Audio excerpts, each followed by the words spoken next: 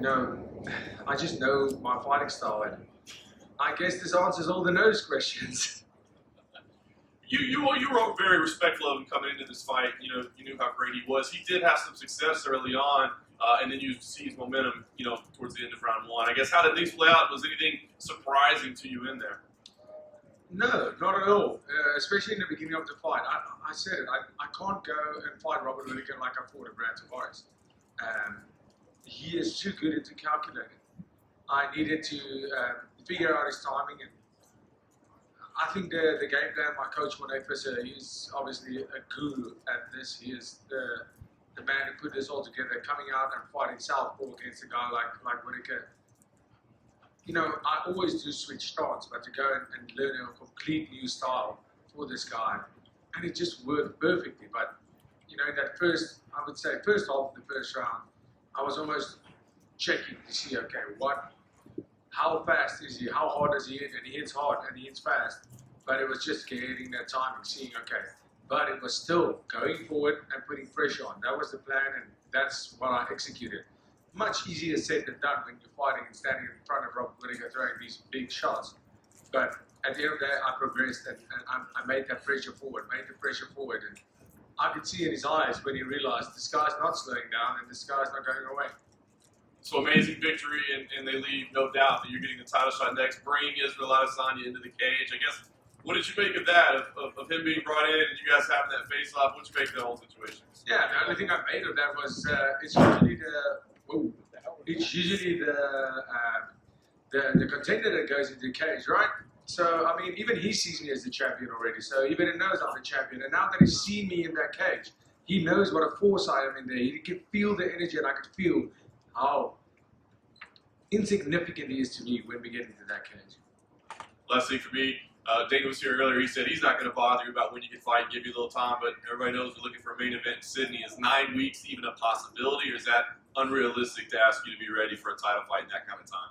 What I say is Dana White obviously knows fighters, and he has the respect to know that tonight's all about celebrating myself and obviously celebrating the legend of Robert Whittaker.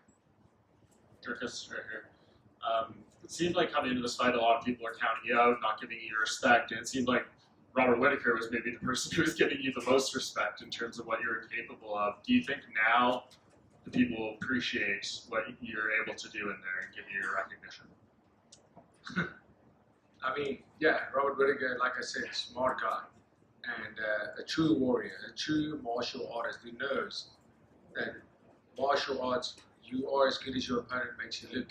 And him being the warrior that he is, he came out here tonight prepared like always, and he was in great shape. But he could see what a lot of people fail to see, and that is a style that people are used to. People are used to certain styles. They don't know our style. They don't know how we put this whole thing together. And he saw that, and that's why he said, I'm the most dangerous opponent he's ever faced.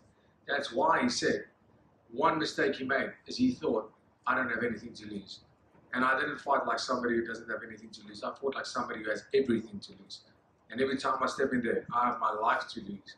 And I will protect that with everything. I have my family name, the Du Plessis name to protect when I step in there. I have the South African flag to protect when I step in there. I have Team CIT behind me that I represent when I step in there. I have absolutely everything to lose when I step in there. And I hope everybody saw that tonight. And whether you fight Izzy in Sydney or at a later date, it seems like, given the things that have been said in the past, what was said in the cage, this could be a very kind of divisive and controversial build-up a little bit. How are you preparing yourself for that? Are you wanting to step away from it? What do you think the build is going to be like? I mean, you saw tonight, I'm prepared. I'm prepared for everything. Everything he says, anything he's behaving like a clown in there. That's not how a champion behaves. That's not how a man behaves. He's behaving like a child. Conduct yourself like a champion. There's people looking up to you and you're behaving like that? Nah. If that sells tickets, good for him. I'll sell tickets my way. I'm a gentleman. I'm a man. And I'll behave like a man. When you do get in the octagon with him, how do you think this fight goes? How do you beat him? I'll knock him out just like I did tonight. If not, we saw his fight with Alex Pereira. If I get him to the floor, it is not even a fight. It's not even a fight. If I just get my hands on him, it's not even a fight. I will manhandle him. I've done it before and I'll do it again. And, as far as the striking goes, let's take that out of the question.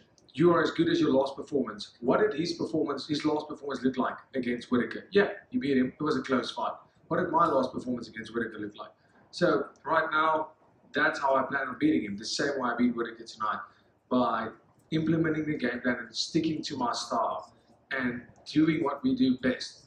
Listening to my coaches, listening to the great Robert Whittaker, the great teammates I have at CIT, a small gym in South Africa, coming up with game plans with this awkward style, this style that looks completely wrong to so many people. I'm the #1 contender in the world right now, so it's time to put some respect on that. Dricus over here. Congrats on the win. Very impressive performance. Thanks, You obviously had the surgery as well, sort of leading into this. How much different did you feel in there? Because you looked really awesome just from the get-go. Oh, thank you. I felt incredible. No, I didn't want to speak on the facts too much before the fight because that's a kind of pressure that is a little bit out of somebody's control, I feel, to handle, because I can look at my fights previously and I know, I'm like, yeah, my opponents are tired too. Look, they are tired too, but I look at the fights and I'm like, for the amount of work, and I know for the amount of work that I'm putting in, I'm not supposed to be this tired. I'm not supposed to be this tired, and this made such a difference. I felt incredible out there tonight. I didn't feel a little bit tired. I felt great. And the pace wasn't low. It was a great pace, and I could see my opponent slowing down when I was just starting to get going.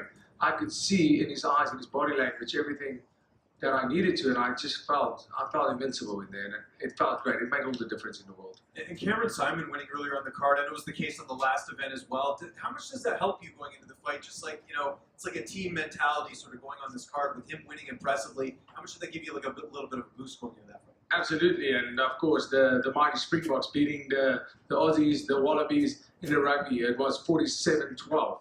What an obliteration! And that was the first inspiration I got. That was the first little boost I got. My countrymen can do it. I can do it. And then obviously Cameron coming in and putting up a masterful performance, because this guy is a future champion. It doesn't take a genius to see that. And I'm so proud of him, and we are incredibly proud to represent the flag, the South African flag, and come over here and put up these performances once again as a duo and as a team. And it made the absolute world. And last one for me, just kind of looking ahead a little bit here. If they do end up making you and Izzy, do you think Sean Strickland would be a rightful backup in that situation if something happened? Yeah, maybe. Dricus right over here, in the back. Congratulations on the victory. To touch on it once again, obviously Robert Whittaker is a guy who's been at a very high level for a long time. What are some of the openings that you saw in the cage that you could explain for us when we watched that tape back of this performance? Like I said before, there's not a lot of openings to see, real quick, with Rob. But one thing was, I was big against Rob tonight. I could feel it when we were in the grappling exchange, in the wrestling exchange. I was strong. I could feel I was a lot stronger than him physically. But he's fast, and his footwork is so good. Like, he makes you miss all the time. And until I figured that out, he just has a very, his movements are the same constantly. And I brought in a lot of karate guys for this camp. We did. And it worked so well because I figured out that movement. I figured out but he does it so well. What he does really good is he's in the pocket, and as soon as you go for him, he's out of the pocket. He just moves backwards, but laterally and he doesn't move side to side. He just moves backwards and forwards, and he does it really quick. So, it took me, that's the first half of the fight, the first half of the first round, it took me to figure that out. But then I saw, cool, his hands are low, but he's not blocking a body kick, and I started landing. And I realized his left hook was really hot, but it wasn't the signature 1-2 head kick that he does so well. I was super prepared for that. He threw 2 of them, and it wasn't as strong as I thought, to be honest. It wasn't, I don't know if it didn't land flush, but I blocked both, and I felt a lot more comfortable moving to the open side. But at the end of the day, it was about being patient and being composed, which I felt I did a lot better tonight than ever before.